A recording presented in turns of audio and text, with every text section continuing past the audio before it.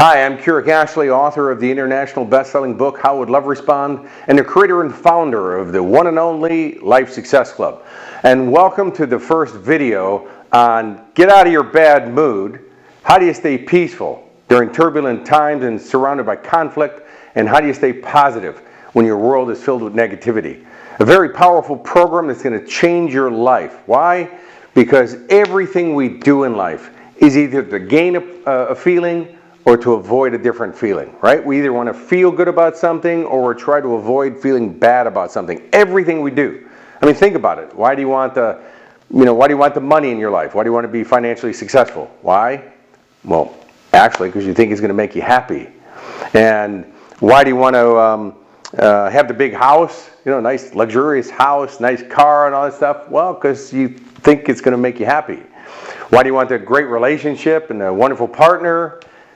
Happiness, right? So all that. Or why is it you pay your taxes and you don't break the law? Well, because you don't want the pain of going to prison, right? That's a feeling, by the way. That's why prison is a punishment, because it doesn't feel good. It's not just because we get locked up, because basically, they get room and board, they get a room paid for, they get their meals paid for, they get exercise and all that stuff, TV, yet it still doesn't feel good. That's why we don't want to go to prison or go to jail, is because it's a feeling we're trying to avoid. Why don't you want to feel sick? See, it's right there in the word. Feel sick, because we're trying to avoid that feeling, right? So everything we do in life is to either gain a feeling or to avoid a feeling. And when we're in a good emotional place, when we're in an empowering or positive emotional place, we can think better, we can get ourselves out of situations, we can be more creative, and we feel better, right? I mean, just by itself, there's a benefit. I mean, think about it. Has there ever been a time in your life, maybe it's now for you, that you're thinking, man, isn't life supposed to be better than this? I mean, isn't it supposed to be funner? Isn't it supposed to be more enjoyable? I've had people say, man, the day I graduated high school, life went downhill after that. All it now became is about responsibility and paying bills and having to go to work at a job you hate, right? And the thing is that they're just not enjoying life anymore. What's the point? I mean, what are you doing here if you're not enjoying it? Because really the purpose of life, now I'm going to share this with you right off the bat, is the purpose of life is, a lot of people think, oh God, I'm supposed to save the world and feed the starving children, and that's not your purpose. Your purpose is to enjoy it. I know it doesn't supposed to sound like it's deeper than that or bigger than that, but that your purpose of life is to enjoy it. And at the end of your life, when you look back over your life, if you can say that I enjoyed it, that this was awesome, you mastered it, you won. And if it's anything less than that, you failed, and you're going to probably have to do it all over again, and you're going to get all the same problems and all the same things that didn't go right. You're going to have to keep doing it over and over until finally you change course and you figure out how to win at it. So the value of this program is transformational, because like I said, is first, you're going to figure out a way how you can just get more fulfillment, more enjoyment. And by the way, is everybody that you come in contact with, including your family, your partner, your kids, the people you work with, everybody it's like a ripple effect, cause and effect. It's going to change the environment around you by you being in a better emotional place. You're going to be way more powerful. I know I'm going to get some, bad comments on that one. Well, power, and I mean power not over other people, personal power within yourself. Because when you're more powerful within yourself, like I said, is you can make better decisions, you can take better actions, you can be more creative, you can just get way more done when you're feeling good than when you're feeling bad. Matter of fact, when we're feeling bad, we don't feel like doing anything. You just want to curl up on a couch, eat some ice cream, and watch Oprah. I don't even know if Oprah's on anymore. I might be dating myself right now, how old I am. But anyways, my point being is we're going to learn some real powerful strategies in the next 3 videos on how you can take control of your emotional state to feel great. And by the way, Buddha said, and no, I'm not a Buddhist, Buddha said that there is no way to happiness. Happiness is the way. See, when you're happy, it's easy to achieve. But if you're going to do things that you think is going to achieve happiness, like, you know, when I get the house, then I'm going to be happy, or when I get the partner, then I'm going to be happy, the truth is you won't. Because things outside of yourself actually don't have the power to make you happy. And you can ask people like Elvis Presley, Michael Jackson, Kurt Cobain, Heath Ledger. Well, maybe you can't ask them because unfortunately they're all dead. And you look at these people and they had, you know, what to most of us looks like a great life.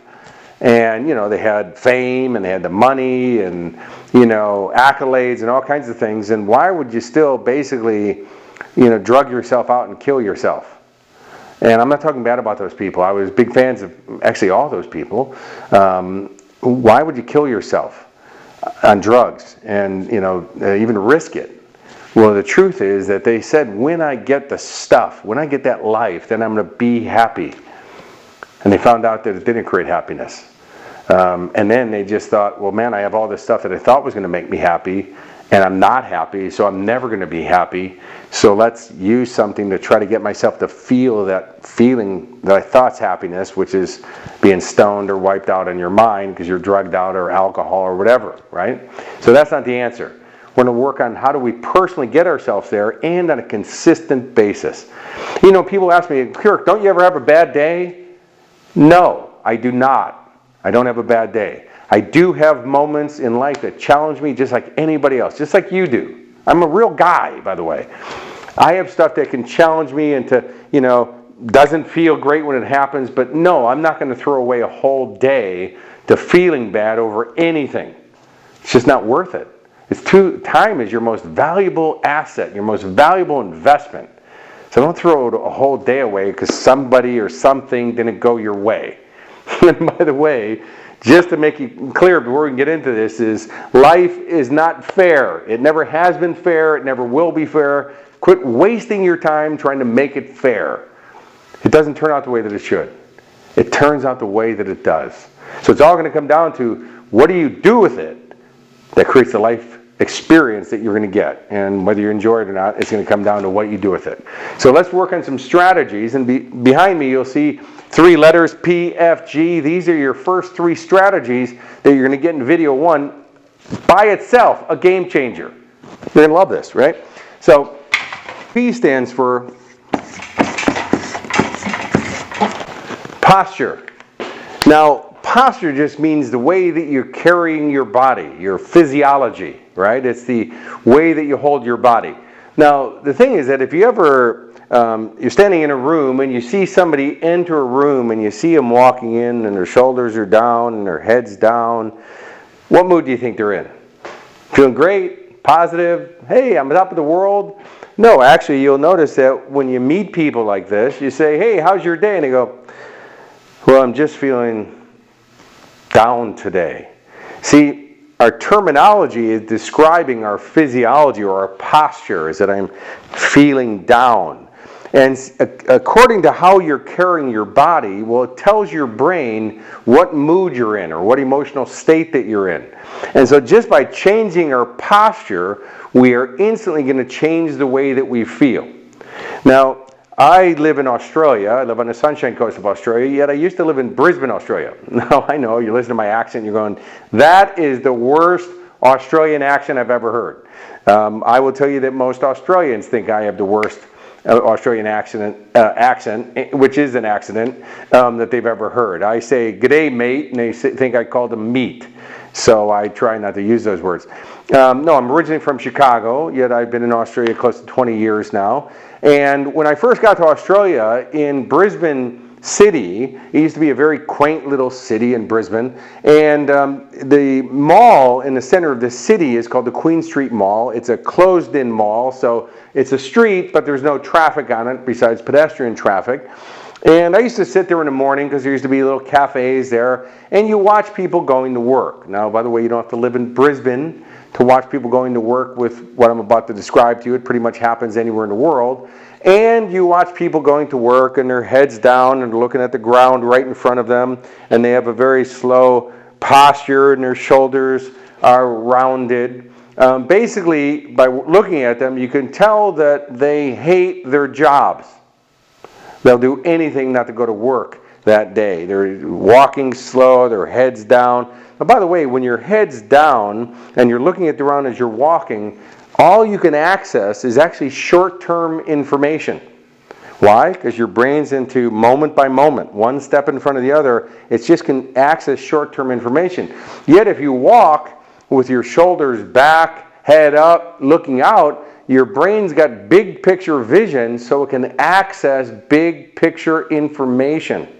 That's where you can start dreaming and goal setting and all this stuff and thinking about how can I handle the challenges of my life and how can I create the results I want, is by walking up. And you know, that posture of, I hate my job, and they're walking to work, and they're walking really slow. Do you know that the most common time for people to die is 9 a.m. on Monday morning? Because people are saying all weekend long, I'll do anything not to go to work. I hate my job. Well, when a person dies young, they're faced with the angel of death, so to speak, and they go, why did I die? I was young. What happened? They go, the angel of death goes, well, I was driving by and I heard you all over and on the weekends consistently saying, man, I'll do anything not to go to work, and so now you don't have to go to work ever again. And the guy says, but I just wanted a day off. And the angel of death goes, well, now you got plenty. So you may want to be a little more careful in what you're asking for in life. The truth is that not only do you see people walking their head down, shoulders like this on their way to work, they walk the same way leaving work, they just walk a little faster, trying to get away from work. But the truth is that when we change our posture, also known as our physiology, when you change the way that you carry your body, you're instantly going to change the mood that you're in. That fast, right? So one of the strategy to do this is you start asking yourself what I call posture or physiology questions. So let's just try an experiment. I'll show you how this works. So right now, if you're sitting or standing right now, whatever that is, watching this video, sit the way you'd sit if you were depressed right now. Put the body language in that if you were depressed. Put the look that you have on your face if you were feeling depressed right now. Breathe the way you'd breathe if you were depressed right now. You feel great. You can, matter of fact, feel the energy of the video has changed just by standing or sitting in this emotional place. Now, stand the way you'd stand. Now, how would you stand if you were feeling powerful and unstoppable and feeling great? What would the look have on your face if you knew, man, I could do anything? How would you breathe if you had total certainty and power in your body right now?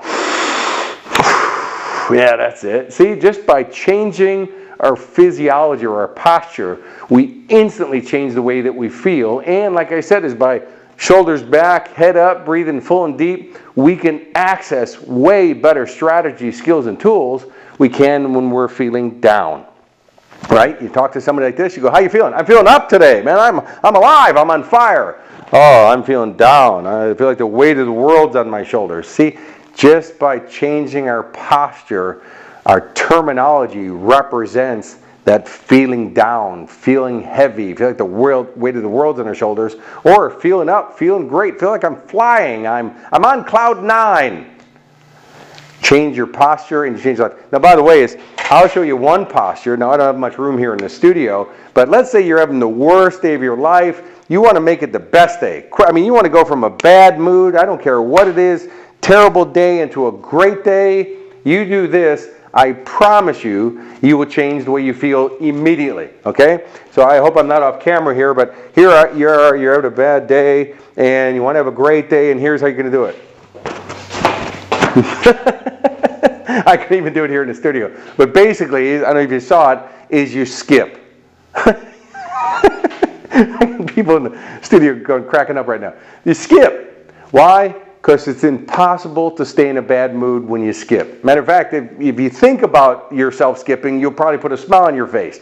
Now, I know some people are going, but I look stupid if I skip. People think I'm stupid. Okay, so let's talk about this for a moment. Those people that you're worried about thinking that you're stupid, are these people paying your bills for you? No. Are these people helping you fulfill your goals and dreams? Are they helping you achieve your goals and dreams? No. Are these people going to take care of your kids if something happens to you? No. So why do you care what these people think about? See, the truth is that anybody who's ever achieved anything in life, we are just free of the good opinion of other people. Matter of fact, anybody who's ever achieved anything great, they were also known as the weird ones. Like in my family, you know, I grew up with 5 brothers and a sister. You know, they didn't like me all that much. You know, not that maybe they didn't dislike me, but they didn't like me all that much because I was always known as the weird one. As a matter of fact, if you see like one of the first commercials for Apple, when Apple was first coming out with the computers, and the commercial is quite famous, it's called "Here's to the Crazy Ones." Why?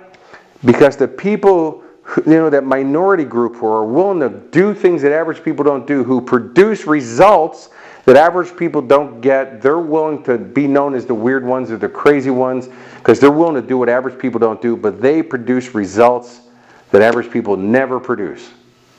So which group do you want to be in? The masses who hate their jobs, hate their life, overweight, out of shape, unhappy relationships, other stuff? Or are you going to be one of those people who goes, no, you know what, I'm going to do something different. I'm going to have a happy life. I'm going to produce some better results. Well, then you got to be willing to be weird, different. See, because it's the minority, you know, that group who's willing to do different things. We're the ones who change the world.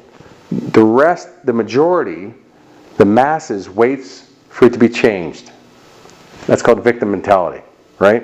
Stuart Wilde said that when you live in the consciousness of the masses, you'll wind up with the destiny of the masses. And, you know, unfortunately, most people's lives suck. And again, I'm probably going to get some hate mail for this one, but, you know, most people, the most consumed drug on the planet are known as antidepressants. Most people are so unhappy with their lives. Now, why are they taking antidepressants? Well, obviously they're depressed. Just by changing your posture, by the way, your body produces antidepressant chemicals in your body. You know, endorphins, serotonin, which is going to cool off your brain and make you happy and euphoric feeling. Just by changing your posture, you instantly create antidepressant chemicals in your body. By standing in a depressed way, you create depressive chemicals in your body. It's that powerful. So change your posture, change your life.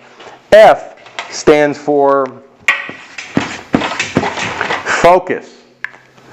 Change what you're focusing on, and you change how you feel. See, the truth is that there is no truth in life. There's only interpretation. It's only a perception. You know, is it good or bad? I don't know. Well, think about this for a moment. Here you've gone to you got a brand new car, right? And you go to the grocery store, you go to the mall, right? You park your car. Matter of fact, you park it in a safe spot. You even park it off in the distance, so you don't want to be too close to anybody else. It's your brand new car, right? And you walk out, you know, you got your groceries or whatever that is, whatever you bought, and you walk out and you notice that a shopping trolley is now into the side of your car and has created a scratch or a dent. Oh my God, how dare somebody, some idiot, push their shopping trolley. I parked far away. Now, all day long, you're pissed off that your car's been scratched. Yeah, your brand new car's been scratched. All day you're pissed off. Matter of fact, you get to work and you can't wait to help somebody else have a bad day because you want to talk about how your car got scratched. Okay, so that's one scenario. Or you have the other scenario in which, you know, you have a car that's maybe older, you know, it's, you know, doesn't have to be brand new, maybe it is brand new. Doesn't matter, you have a car, right? You're driving down a highway or you're driving down a city, let's say, and you know, you go through the green light and somebody comes through the red light and just smashes your car. You have like a head-on collision and you get out of your car and you're alive. You're unhurt, you're alive. Well, that person, that's great gratitude. They're grateful. Oh my God, I'm alive, I made it. Now wait a minute, let's think about this for a second. The first story is that you have a little scratch in your car and you're pissed off and angry all day. The other one is you have a head-on collision and you're grateful to be alive. So the answer here is it's not about what happens, it's about how we process what happens. It's about what we're focusing on. Does that make sense? And the strategy for changing our focus is a question. Yet it's a powerful question. For me, this question changed my life and continues to change my life every day, everything I go through. Now, I coach clients all over the world. I mean, I've coached oil executives in Kuwait, movie stars, rock stars, movie directors, business leaders, people from all walks of life. I mean, and the results that my clients get is mind-blowing.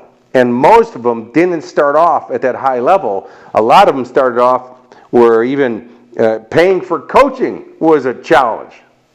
Yet they put into action, and one of the most consistent things when I ask them at the end of their coaching term with me is, what's some of the most powerful stuff you got out of coaching? Well, they come up with all kinds of amazing things that they learned and put into action. And one of the most prominent, one of the most consistent things that I hear is the question that goes with this, and that is, what's great about this? I know it sounds so simple, yet it is a game changer. What is great about this? See, when you ask that question, asking a new question changes your focus. See, because here's what's happening, is when you get, let's say that shopping trolley. By the way, the shopping trolley story, maybe somebody didn't even push it there. Maybe it was just the wind. Maybe it was just a cart sitting there and just the wind blew it. I don't know what happened. Maybe the driveway's on, the parking lot's on a little bit of a slant, and it was just gravity. But what happens is when that hits our car, or we have one of those experiences in life, we start asking ourselves, what idiot did this? How come that's not, that happened? This is not fair. Doesn't anybody have any respect or whatever that is? Or we basically start asking questions about what's bad about this. And we get answers which makes us feel bad. The thing is, when you ask what's great about this, you start getting answers. And, I'll give you an example of this. Now, this is, it's a very a personal story for me, and that is, my father, I was his only child. Now, my mom had 7 kids that she raised. She was a little more friendly. I'm just kidding. Again, I'm probably going to get some hate mail for that. No, my mom, she was married 4 times, raised 7 kids. My dad, I was his only child. Now, he did adopt my brothers Jeff and Steve from my mom's first marriage, and I'm my dad's only blood child. And I loved my dad. He was my hero. I looked up to my dad. I idolized my dad. My father taught me about integrity and honor, and he installed it in me. And still to this day, I carry that. And my dad, a number of years ago, had open heart surgery. He was shoveling snow in Chicago, where we're from, and this is very common in Chicago. He's shoveling heavy snow and had a heart attack. So he went to the hospital, through tests and the rest of the stuff. Yes, he had a heart attack, and they realized that he had some clogged arteries. He's going to need open heart surgery. I think it was like a quadruple bypass he needed. Once I found this out, because I talked to my dad every week, ever since I moved out of the house when I was 18 years old, I called my dad and my stepmom every week, as well as I also called my mom every week. And I'm talking to my dad. I find out what's going on. And as I know he's going to go through open heart surgery, I'm talking to my dad every day. I'm calling him every day leading up to open heart surgery, talking to him every day, as he's recovering. Well, as they were in there working on his heart, they were checking out the rest of the insides of him and found out that he had hard spots or lumps in his lungs. So they thought it was cancer. And so what happened is that they did more tests and found out that yes, my dad has cancer. And basically it said to him that this is no longer about length of life, this is about quality of life. And so, try to make it the best you can. And so I'm still talking to my dad every day. He sounds fine, he sounds strong. And the doctor said, you probably got 6 months. So anyways, but he sounds good, sounds healthy, sounds strong. I was supposed to be on TV later that week That's the beginning of the week. I think it was on Thursday I'm supposed to be on TV. So I have flights to fly back from Australia to Chicago to see my dad. He sounds great, doesn't sound like there's any emergency. Well, on Wednesday night, about 2 o'clock in the morning, I got a call from a hospice nurse who was taking care of my father at his house. And she said, Keurig, I'm a hospice nurse. Your stepmom, she's too distraught to talk to you right now. And I have to tell you that your father is going to pass away tonight. And I said, no, ma'am. My dad's tired. I just talked to him a few hours ago. He's fine. He's strong. He's my dad. He's my hero. He's going to be fine. I'm coming home on Friday. He knows that. He'll be fine. She said, Keurig, your father's going to die. I've seen this 100 times. He's not going to make it. So I accepted that, and I said, ma'am, please let me talk to my father. And she said, he's too weak to talk to you. And I said, ma'am, just let me talk to my father. So my dad got on, they held the phone next to my dad's head, and I said, Dad, it's me. I will always love you. I will always make you proud. Surrender and go to peace, Dad. Don't fight. Don't struggle. Don't suffer. My dad smiled. He knew it was me. They took the phone away from him. He went right to sleep. And about 10 minutes later, my father passed away. I got another call from the hospice nurse. She said, hey, you're the last person to talk to your dad, and your father just passed away. I hung up the phone. The first thing I asked myself is, what's great about this? And I know that's not normally what we ask, but that's what I asked. What's great about this? Well, the answers I got was that my dad didn't suffer. If he lived longer, he could have suffered. He could have been in a lot of pain. He didn't suffer. I had a great relationship with my father. I got to have those last words with my dad. My dad died when I was 44, not 4 years old, or 14 years old, or 24 years old. I had a long time with my father. Maybe it is good I didn't get to see my dad, before he died. I didn't make it home because I never saw my dad sick. I always have memories of my dad being my dad. I never saw him with the cancer. And my father took me out of the will, I found out. And people go, what's great about that? Well, my dad knew I was successful. I didn't need his money.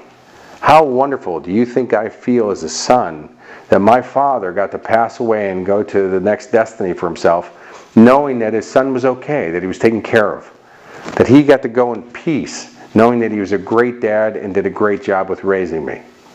See what I mean? So, it's a personal moment, but you ask that question, what's great about this? It would change your focus on any situation. Now, no, it didn't make me ecstatically happy that my father died, but it did give me an emotional place where I could process it in a good way and not have it consume me and not depress me. See the power of that? And because of that, when I went home to my dad's funeral, my stepmom was still kind of distraught, but my mom was still alive in those days.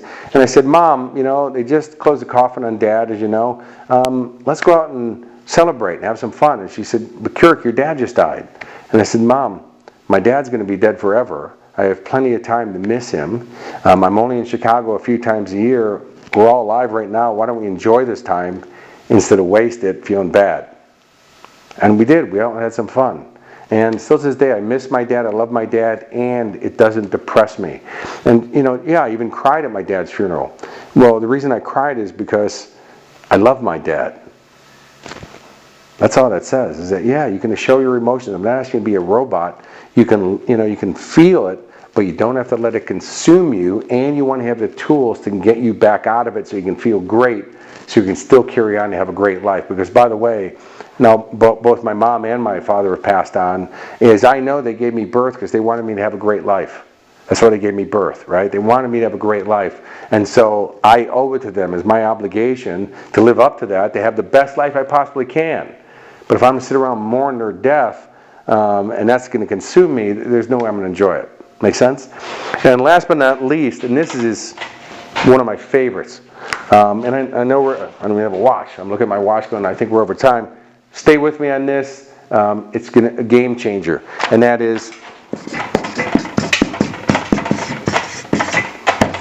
gratitude. G stands for gratitude. When you have gratitude in your heart, it's easy to be in a great emotional place. See, because when you have gratitude, you realize that there's people out there who would do anything to have what you think is your worst day. To them, that would be a holiday. Years ago in Brisbane, I worked with a girl who, she was 14 years old, burned on 98% of her body. Scar tissue everywhere. Her face, most of her hair was gone. She had one finger and one thumb left in one hand. The rest were stumps. And you spend one day in that girl's shoes, you go, next to her, I got no problems. And so when you fill your life with gratitude, it's easy to feel great. You know, and I don't care what you say you're grateful for. You know, you could be grateful that you have a pair of shoes. You could be grateful that you're standing today, that you woke up today. Matter of fact, you could be grateful that you have a booger in your nose.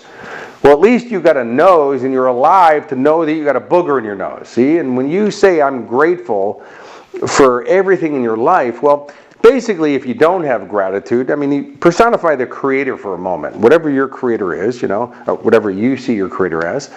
You know, if you don't have gratitude, the Creator says, why would I give you anything else when you don't appreciate what I've already given you, which is everything?